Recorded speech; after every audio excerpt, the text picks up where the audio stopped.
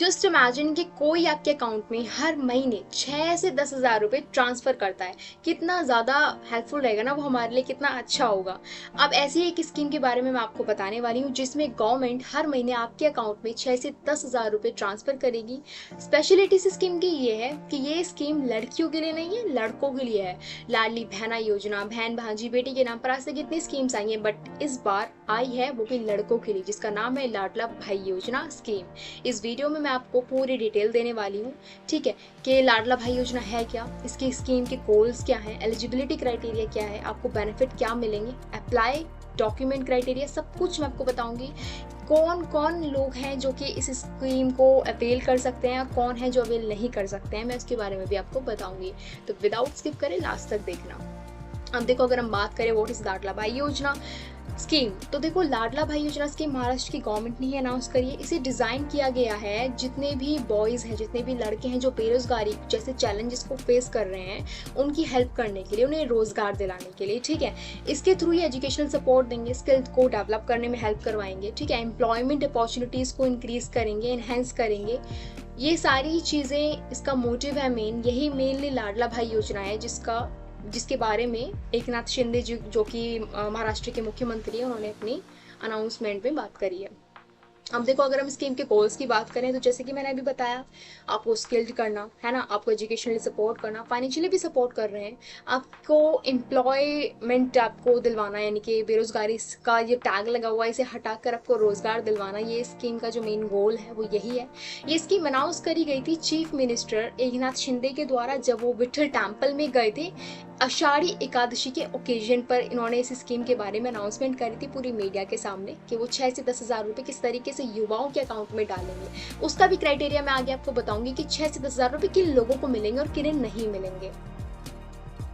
अब देखो, अगर हम एलिजिबिलिटी की बात करें कि एलिजिबल कौन कौन होगा, तो फर्स्टली आपके पास प्रेसिडेंट जो है, आपका प्रेसिडेंस होनी चाहिए महाराष्ट्र के, मतलब आप जो मूल निवासी है ना वो महाराष्ट्र के होने चाहिए, कहीं और के नहीं होने चाहिए। सेकंडली, आपकी जो एज लिमिट है वो एटलीस्ट 18 होनी चाहिए एंड मैक्सिममली 35 तक आप इस चीज़ को अवेल कर सकते हैं, बट कम से कम 18 साल के तो आप होने ही होने चाहिए।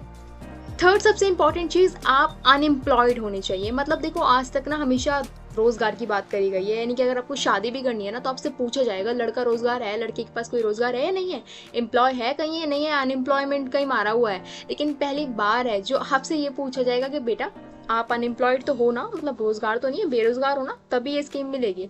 चलो ये तो अलग बात है, बट आप अनएम्प्लॉयड होने चाहिए, यानी कि बेरोजगार होने चाहिए, आपके पास किसी भी तरीके का कोई रोजगार नहीं होना चाहिए।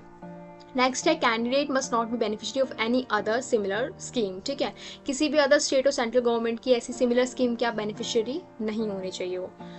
अब हम बात करें कि 6 से 10 हज़ार रुपये मिलेंगे किस किस को, तो वो ये है कि जितने भी महाराष्ट्र के जो 12th पास युवा हैं, लड़के हैं, लड़कियां नहीं लड़के, उन्हें 6 हज़ार रुपये मिलेंगे हर महीने। जो डिप्लोमा पास हैं उन्हें 8 हज़ार मिलेंगे हर महीने। जो ग्रेजुएट या पोस्ट ग्रेजुएट पर्सनस हैं उन्हें 10 हज़ार मिलेंगे हर महीने। अब इसका भी बता देती हूँ कि किस तरीके से मिलने वाले हैं। ये ऐसा नहीं है कि आपको फ्री फंड में दिए जा रहे हैं कि आप सालों साल कमाओ ही मत, पूरी ज़िंदगी कमाओ ही मत, गवर्नमेंट आपको ये पैसा देने वाली है, ऐसा नहीं है, ठीक है। इसके पीछे भी बहुत बड़ा राज है जो मैं आपको आगे बताऊंगी। उससे पहले आप इसका स्क्रीनशॉट ले लेना। आपको ये अप्लाई कैसे करना है स्कीम के लिए उसका मैंने पूरा ग्राफ बना दिया है सीरीज वाइज, आप इसे अच्छे से स्क्रीनशॉट ले लो जिससे आपको ये हेल्प करेगा अप्लाई करते टाइम। इसका भी स्क्रीनशॉट ले लेना है। अप्लाई करने जब जाओगे, खुद करो या किसी से करवाओ, तो आपको इन डॉक्यूमेंट्स की जरूरत पड़ेगी, ठीक है। Aadhaar card, PAN card, domicile certificate मतलब मूल निवासी प्रमाण पत्र, क्या आप महाराष्ट्र के ही मूल निवासी है, उसका डोमिसाइल सर्टिफिकेट होना चाहिए। Passport size photo, educational qualification certificate, अगर आप 12th पास हो तो आपके पास सर्टिफिकेट होना चाहिए, ऐसा नहीं है सिर्फ अपने मुंह से बोल दिया और मान लेंगे, ठीक है। कास्ट एंड इनकम सर्टिफिकेट, इन सब चीज़ों के स्क्रीनशॉट ले लो, आपको हेल्पफुल रहेंगे।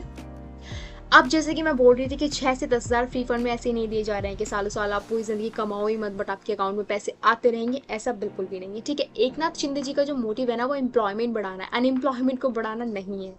तो जितनी भी मिसकन्फ्यूजन जो सबके माइंड में चल रही है ना कि हमें तो बस 6 से 10 हज़ार मिलेंगे यार, इससे तो अनएम्प्लॉयमेंट और बढ़ जाएगी, ऐसा कुछ नहीं है। इससे वीडियो को देखो, समझो पूरी बात क्या कहना चाहते हैं वो। उन्होंने ये कहा है कि आपको 1 ईयर की ना अप्रेंटिसशिप करनी होगी फैक्ट्रीज में, किसी भी फैक्ट्री में, ठीक है। जब आप 1 साल की ये अप्रेंटिसशिप कर रहे होगे ना फैक्ट्री में, उस 1 साल के टेन्योर में आपको पे किया जाएगा गवर्नमेंट के थ्रू। अब गवर्नमेंट के थ्रू आपको पे किया जाएगा, ये किस लिए है? वो इसलिए ताकि आप किसी भी अदर टेंशन के, यार फाइनेंशियली हम मतलब होता है ना कि यार जॉब करने जा रहे हैं फिर भी पैसा नहीं आ रहा, क्या ही फ़ायदा है जॉब का, कि काफ़ी सारी चीज़ें चल रही होती हैं यार। ये जो यूथ है ना बहुत ज़्यादा टेंस्ड है, ये सबको लगता है बहुत चिल कर रहा है, बट सबसे ज़्यादा टेंस्ड यूथ यही है, ठीक है। तो गवर्नमेंट का मेन मोटिव ये है कि आप अपने आप को प्रैक्टिकली, आपको जो प्रैक्टिकल वर्क एक्सपीरियंस है ना आप वो इन्हेंस कर सको, ठीक है, अपने अंदर एम्प्लॉयबिलिटी को इन्हेंस कर सको, अपने फ्यूचर में अपनी जॉब को एटलीस्ट सिक्योर कर सको, ठीक है। तो गवर्नमेंट आपको उसके स्टाइपेंड पे करेगी, जितने भी 1 साल के टेन्योर में आप कहीं भी किसी भी फैक्ट्री में अप्रेंटिसशिप कर रहे हो तो उस चीज़ के लिए आपको गवर्नमेंट पे करेगी। आपको वो कंपनी वो फैक्ट्री पे करे या ना करे, आपको उस चीज़ की टेंशन लेने की ज़रूरत नहीं है। गवर्नमेंट का कहना है आप जाओ यार, आप एटलीस्ट काम तो करो, आप 1 साल कहीं काम करोगे, जिस भी स्किल में आप रुचि रखते हो, जो भी आपकी स्किल है उसमें आप अपने आप को इतना प्रोफेशनल बना लो कि इन फ्यूचर में आपको उसी स्किल के चलते एक अच्छी खासी जॉब मिल सके। या फिर काफ़ी बार ऐसा होता है ना, जिस कंपनी में हम काम कर रहे हैं उसी कंपनी में आगे जाकर हमारी जॉब सिक्योर हो जाती है। तो ये एम्प्लॉयमेंट इंक्रीज करना ही है, ओके। आप 1 साल तक जाओ, जॉब करो, आपको पैसों की टेंशन लेने की जरूरत नहीं है। वो कंपनी आपको दे या ना दे, कम दे या ज़्यादा दे, बट आपकी क्वालिफिकेशन सर्टिफिकेट के अकॉर्डिंग आपको गवर्नमेंट तो हर महीने पे ही करने वाली है, 6,000 करे 8 या 10, ठीक है, वो डिपेंड करता है आपकी क्वालिफिकेशन के ऊपर, लेकिन आपको पे करेगी गवर्नमेंट। आपको पैसों की टेंशन लेने की ज़रूरत नहीं है। तो गवर्नमेंट का मेन मोटिव यही है कि आप जाओ 1 साल की अप्रेंटिसशिप करो। ये 1 साल का टेन्योर है जिसमें आपको गवर्नमेंट पे करेगी। लाइफ टाइम गवर्नमेंट आपको 6 से 10,000 रुपये पे नहीं करने वाली है, ठीक है, क्योंकि 1 साल में आपका इतना हो जाएगा कि आप सिक्योर हो जाओगे ना, आपकी जॉब सिक्योर हो जाएगी, आप स्किल्ड पर्सन बन चुके होगे, आप प्रोफेशनल हो चुके होगे, आपको गवर्नमेंट की किसी स्कीम की ज़रूरत ही नहीं पड़ेगी। आप खुद ही अपने आप को इस काबिल बना चुके होगे कि आप एम्प्लॉयड पर्सन कहलाओगे, ना कि अनएम्प्लॉयड। सो नेक्स्टली अगर हम देखें तो देखो, इन फैक्ट्रीज का भी क्राइटेरिया है। किसी भी ऐरी गैरी नत्थू गैरी अगर फैक्ट्री में आप जाओगे तो कोई फ़ायदा नहीं होने वाला। उस क्राइटेरिया को ध्यान से, ये सारा स्क्रीनशॉट आप चाहे तो ले सकते हो, ठीक है। मोटे मोटे तौर पे अगर मैं बताऊं तो ये जो कंपनी, जो फैक्ट्री है जिसमें आप जाओगे वो महाराष्ट्र की होनी चाहिए, महाराष्ट्र की कहीं बाहर की नहीं होनी चाहिए।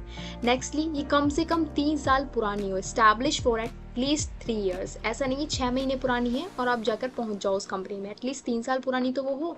Must have a certificate of incorporation, ठीक है, registered with the skills employment entrepreneurship and innovation web portal as an employer, okay, registered with EPF, ESIC, GST, DPIIT and Udyog आधार।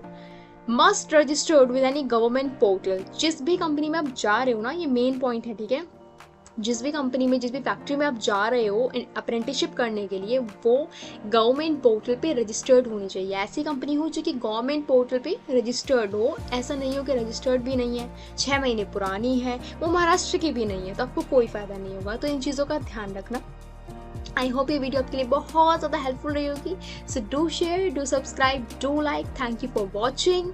इस वीडियो को ज़्यादा से ज़्यादा शेयर करना, जितने भी बेरोज़गार भाई हैं ना उन सबकी हेल्प हो जाएगी। Thank you.